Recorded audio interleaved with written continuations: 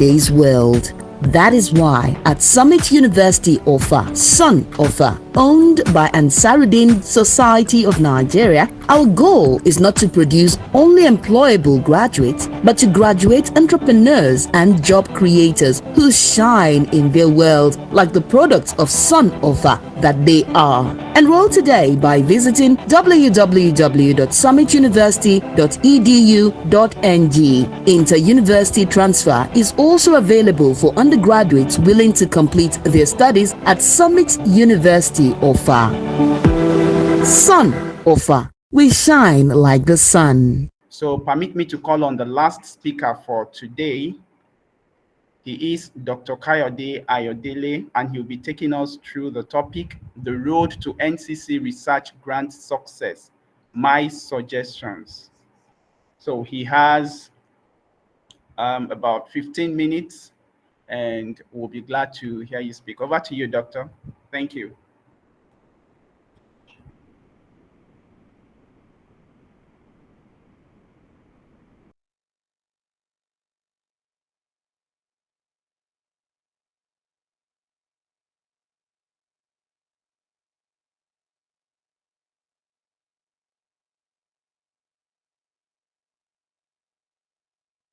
Sorry about that, I was muted. Thank you very much. Can you confirm, is my screen being shared? Yes, sir. All right, thank you very much. It's a pleasure to be here today to give this very brief talk. I want to say thank you to Summit University, and in particular, my good friend and brother, Professor Ibino, for this opportunity. So quickly, I want to mention that my perspective in this talk is clearly going to be that of a proposal writer. So I've not been privy to the process of reviews inside NCC, so I can't really speak much to that. But I'm happy that Professor Ibino addressed a large part of that in his talk. So just to remind you that I'll be speaking solely as a proposal writer. And this is primarily based on our successful submission of a proposal in 2021 with the title shown on the screen. That's a wide area network of low-cost IoT compliant weather stations. And where possible, I'll try to provide some information on how we did things, but usually I'll speak in general terms. So quickly, in my view, these are like the steps, the main steps that will be involved in the entire process, from you seeing that call for proposals and you submitting. And I've structured this presentation to basically follow this flow. So first and foremost, you want to look at the call for proposals. And some of the previous speakers have addressed this issue. And one perspective I can bring in here is that as you look at that call for proposals, it helps to first call out, extract the main keywords. And I'll come back to this issue of keywords later in this talk. But for me, when I look at this year's call for proposals, I see the following as some of the most important keywords. I might have omitted one or two. And of course, when you do the same thing, you might actually settle on a different set of keywords. But whatever the case may be, it's important for you to identify a set of keywords after careful scrutiny of that proposal. Now, what we find from this year's keywords is that clearly NCC is interested in applied research and even development. Nobody will say there's something bad with pure research, but clearly if you're doing pure research, you're not likely to actually get much traction with an NCC proposal. So which means that you want to look for problems using tried or mature techniques, which you can then combine or integrate in a novel way to solve a real problem. Now, if you're using a technique that is new, that is entirely new, there will be an added requirement for you to actually convince the reviewers that your new technique will actually solve the problem convincingly. Now, if we get past that, we get to the stage of problem identification. And this is something else that has been addressed by some of the previous speakers.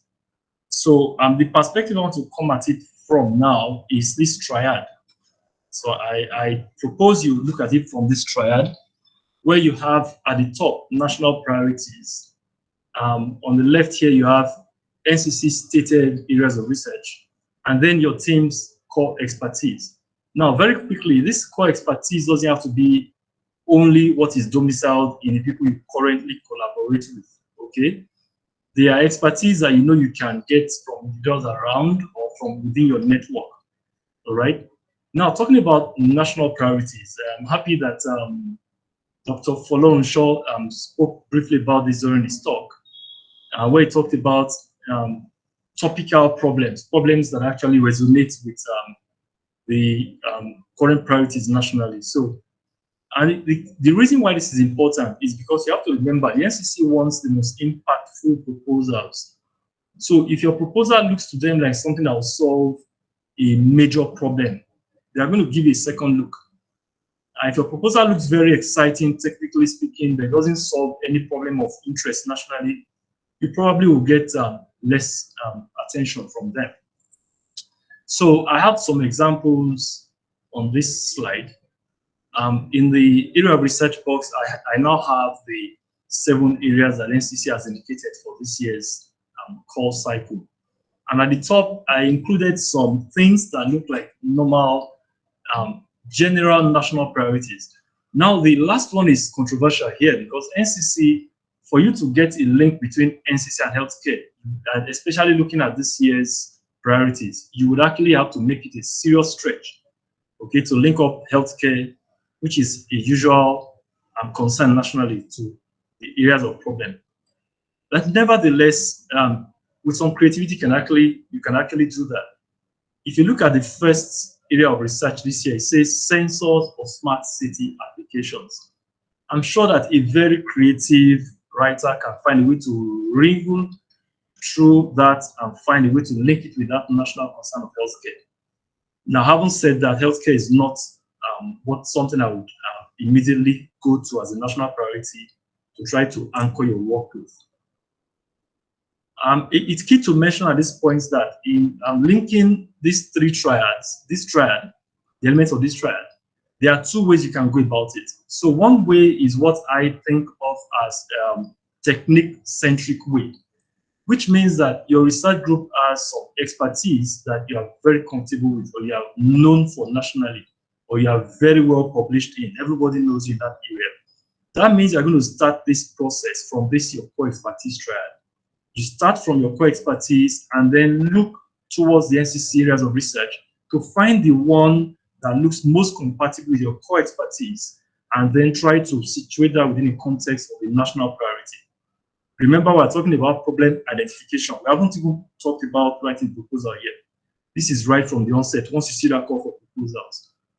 So I said one of the approaches is what I call, technique-centric approach, or expertise-centric approach, where you have core expertise, which it will be easy for you to show in your proposal that your group is very strong in.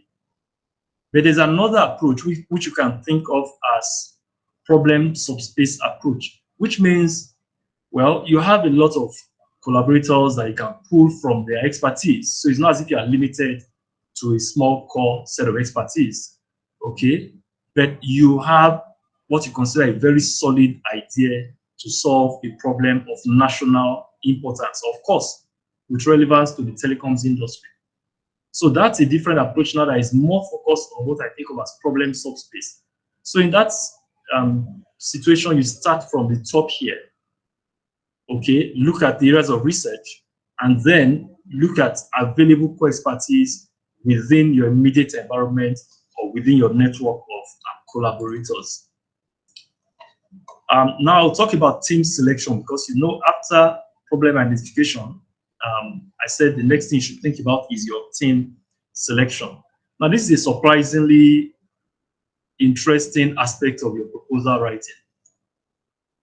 Okay, I looked at the assessment rubric and I didn't see that they will expressly assess your team composition. Yes, they will assess your team's expertise clearly, but the composition itself, I really didn't see. I just quickly scanned through. I didn't see much detail about how that will weighing. But still, it's important for you to make sure you compose your team very well. I've been involved in teams in the past where you had such a large group that things got difficult to manage. You have to realize that having a larger group means that you are more likely to have expertise in a particular area, but also there's administrative overhead involved in having a larger group. So you have to remember that balance. That's trade-off you have to get between having more expertise and having administrative overhead. So it's important to make sure you have the proper balance in your team composition. Okay, and in that regard, I came up again, I seem to like triads. I came up with a triad that you can find very useful. So I think about it this way: your team should ideally have expertise spanning domain expertise, which means the technical expertise, which we can subdivide into, say, theoretical leaning expertise and practical hands-on leaning expertise. Ideally, you should have both sub divisions of domain expertise. Now you need capable managers. And here, this is a little different from the program manager that Dr. Folonsha was talking about. So here, I'm just using the word manager to mean an individual that has the skill to manage resources, which can include time, can include projects, ideas, can include personnel. Think about this measurement and evaluation role in project management. That's an individual who can play that role very well. So that's another kind of attribute or expertise you need to think about while forming your team. And finally, this big picture thinker, which you can think of as visionary. Visionary is a very big word that is not easy to throw around. So I prefer to use the term big picture thinker. You need big picture thinkers in your team because they are the ones that can link up what you are doing to the national and telecommunications context. Domain expertise may be limited to solving problems, technical problems. The big picture thinkers are people like the Elon Musks and the Steve Jobs who could actually see things from a big picture. They are also the ones that can help you project your ideas in the most convincing way. Now, these are three different skill sets that I think you should consider while forming your team. So I have 2 or 3 slides now that I want to use to illustrate what I'm talking about here. So I have drawn rough loops to cover sections of this triad. And you can see the green loop and the amber one and the red one. You can see each of these represent an individual. So in this particular team now of 3 people, you can see that the green person is a good manager and has some domain expertise and some bits of big picture thinking abilities. The red has domain expertise primarily, and the yellow is strong in domain expertise and big picture thinking. Now, what will jump out here is that there's redundancy. The red is a bit redundant because the yellow covers domain expertise. However, I should quickly point out that if there's anywhere redundancy is important in your team composition, it is domain expertise. That means you can never have too many members of the team who are very good in technical subdomains of the problem. That's never a bad thing.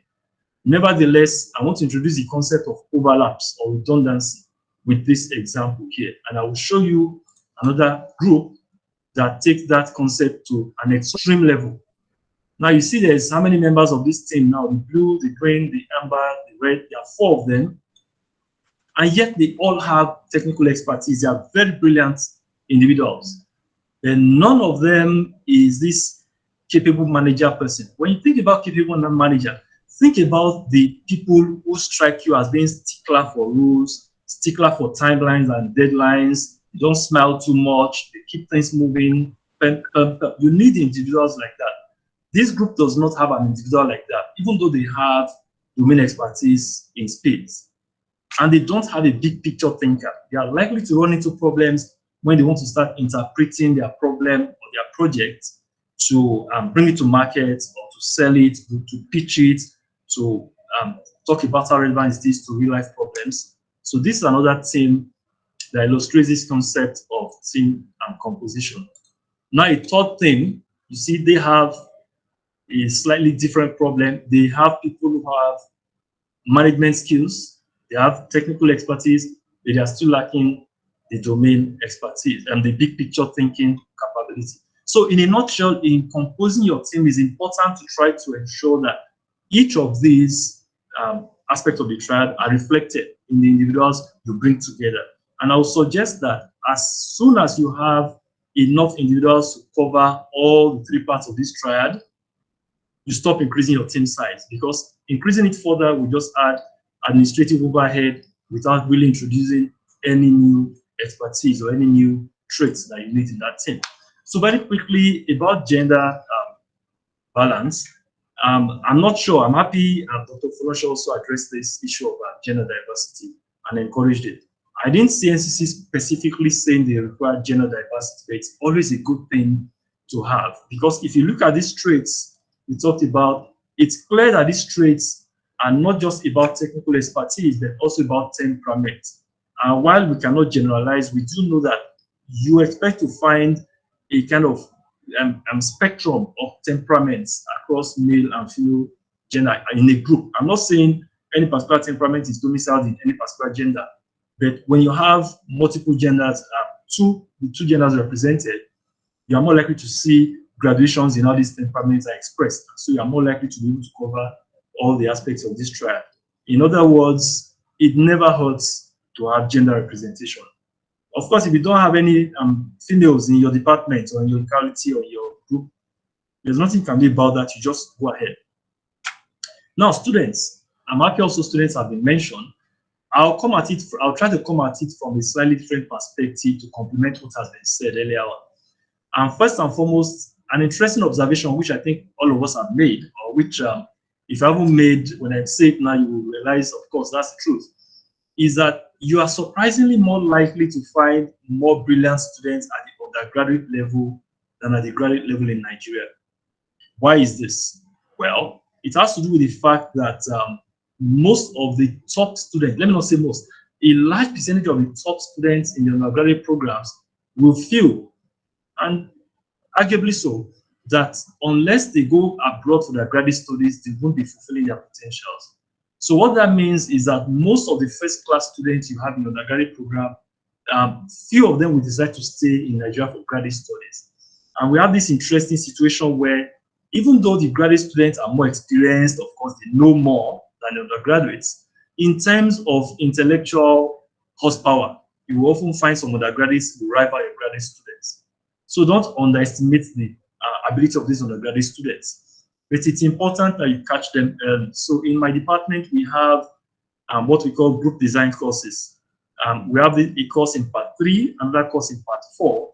And both courses are project courses in which students pick real-life problems and work in teams to solve these problems. Now, what we do then is that we assign students to supervisors right from the end of their second year. And this assignment will remain until the students complete their first degree. This means that students in my department are actually attached to research groups right from the end of their second year. So you can imagine that by their 5th year, some of them, the brilliant ones, are actually able to grapple with problems very close to the level of master students, a very good master student. So a suggestion is that you identify key influential students like that and involve them right from project and development. And in our project, our students are actually key to our project currently. We have students assigned for their part 3 group design project, part 4 group design project, and final year students all working on our NCC project right now. Okay, so just, I said that I'll show you how we did us, just to kind of give context. So for the proposal that was accepted by NCC, we had 4 investigators and 3 research assistants. All 3, the first man here was a master student who has since completed his program, and the other 2 were undergraduates. We now have new undergraduates working on that project. Then we have 3 academics, and you can see here is an extract from that proposal where we show the core competence of each of the members of the group. And if you look at this, you find out that this, we'll talk more about it, domain expertise here, but you can see that the expertise actually complement each other. We have distributed instrumentation systems. We have artificial intelligence for the first person here, and we have communication specialists, and we have signal processing and embedded systems. That's a very good mix of skills where we have little redundancy. It's a small team that covers a large chunk of expertise. So the next thing then after you have your team is, of course, go to the proposal writing. And this is one I will not spend much time on because I don't think there's much to say about proposal writing, okay? Dr. Folonshaw said a lot about this, and I'm very grateful he did that. But some very quick points, again, to come at it from a perspective that complements what has been said. Number one, use collaborative writing tools. I cannot stress this hard enough.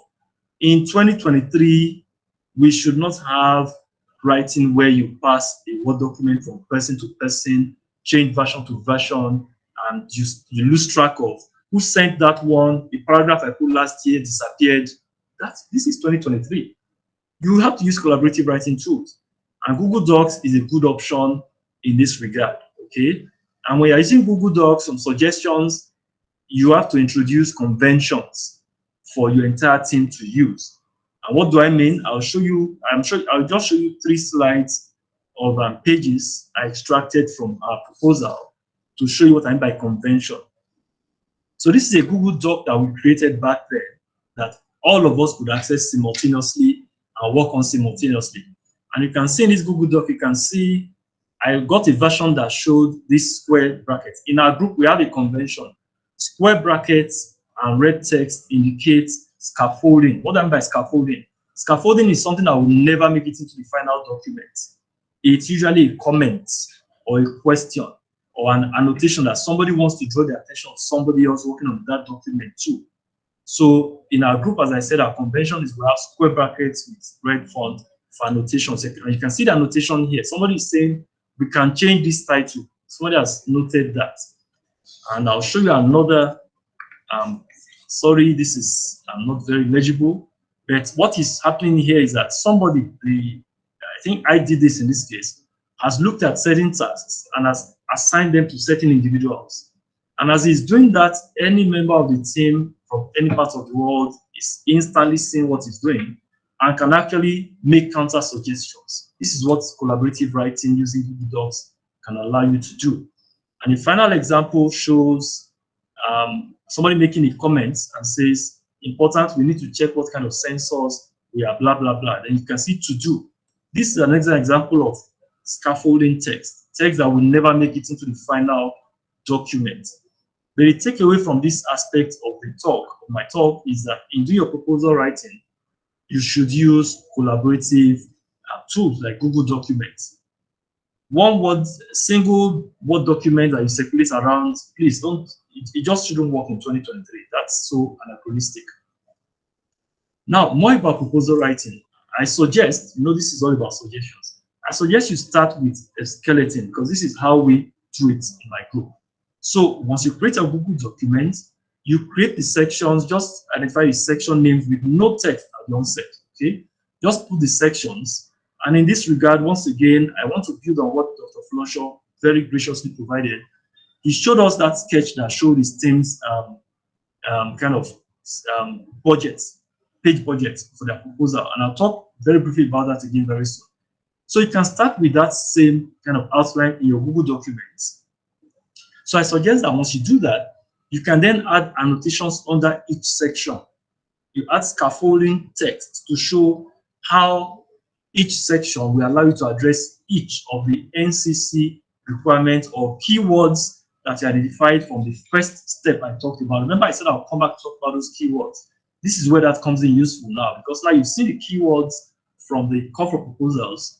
When you create your skeleton, you want to first and foremost annotate, put your scaffolding text that shows how each section will attack each of the NCC keywords, so that when you're busy writing, you don't get lost somewhere and forget to actually focus on novelty because you have written so much, you're so busy, the deadline is so close. Or as you're approaching the deadline, you don't suddenly forget to emphasize the aspect of taking it to market that you always thought of at the beginning. If at the beginning you have annotated and written that under this section, this is where we'll write about taking to market. In fact, under this section, I will use this figure. I like this figure that I saw somewhere in somebody's paper. I will adapt it. You have those annotations even before you start writing. That's my suggestion. So after you do that, you can then apportion different aspects of the proposal to individuals or groups or as you wish, and then start writing. But it's important that you plan your writing timelines right from the start. And after the draft is completed, my final suggestion is, because Google Docs and other collaborative documents are still limited, they're not as sophisticated as Microsoft Word, for example. My suggestion is, after you finish your draft, you should download it for final formatting within a more sophisticated word processor. But the final comment about this collaborative writing is that it's always interesting. You see, each time we're approaching a deadline and we are finishing the document, it's always interesting seeing multiple people working on the same document at the same time. As you're writing one paragraph, you can see the paragraph above your own growing and changing. And it's always a way of kind of encouraging you, because you can see how each member of the team is coming together to write a very solid proposal. Now, I promised to say something about the word length again. Again, talking about Dr. Folorunso's kind of budget. So let's talk about proposal length. How long should the proposal be? It's interesting because, of course, I never saw his slides. In fact, I've never even met Dr. Folorunso before today. But it's interesting how thoughts can actually converge, because if you do something the right way, it's likely if you get it right, other people getting it right will be doing something similar. So this is my thinking about the length of proposal, without seeing what he had to say before today. I said your proposal should be long enough to convince your assessor that you are exactly the right team for the job. This means your proposal should be very long, okay? It must not be so short that the team wonders, who is this person? What is he saying? I'm not convinced. It must be long enough to convince them. But you must counterbalance that by remembering that the assessor has other things to do. They were not born to come and read proposals. And nobody, everybody thinks their proposal is the best proposal on planet Earth. The assessor thinks you are taking too much time. So you must balance them in that sense. So quickly, our proposal was 34 pages long, which you can see maps very close to what Dr. Folorunso's group template looks like, which is a kind of validation of both our approaches. Now, proposal review should follow proposal writing. What do I mean by review? I don't mean taking it to a Mr. Reviewer. Use the people around you. Yes, please. I should wrap up. I'm wrapping up. All right. Thank you very much. Yes. Use the people around you, okay? Continually run the ideas by your colleagues, brilliant students. Initially, when you are considering it, have a short version that you can say in one sentence and get people's feedback. And the most important thing I want to say about this is very, very interesting. Oftentimes, when you tell people you are doing something, they don't get it, then you try to explain it to them, then eventually get it. My suggestion is that when they don't get it, that is the best feedback you can have, because that tells you that something is not clear enough in your proposal yet. If you ever have to explain something to them twice before they are convinced or excited, it means your proposal is not good enough yet. And finally, you submit and you win. But before doing that, don't get too excited. Remember, you must leave enough time for review, submission. As Dr. Folorunso said, don't leave it to the last minute, okay? IBDC or NEPA, their name never changes from NEPA to some boss. They will always strike at the wrong time, or your internet will always fail. Interestingly, my internet has been up for days. A few minutes before this presentation, my internet failed. I had to use a backup connection. That's what happens when you are submitting proposals. So give yourself enough time, try your best, and I'm sure success will be yours. Thank you very much.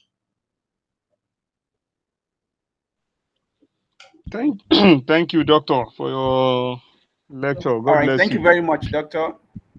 We appreciate you for that wonderful presentation.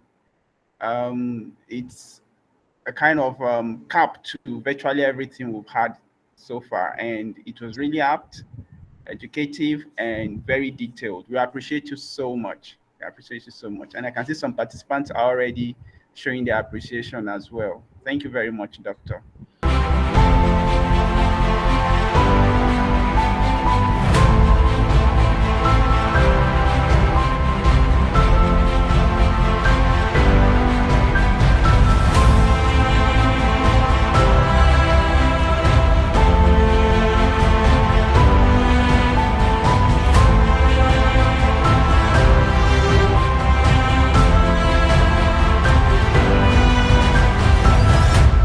الصلاة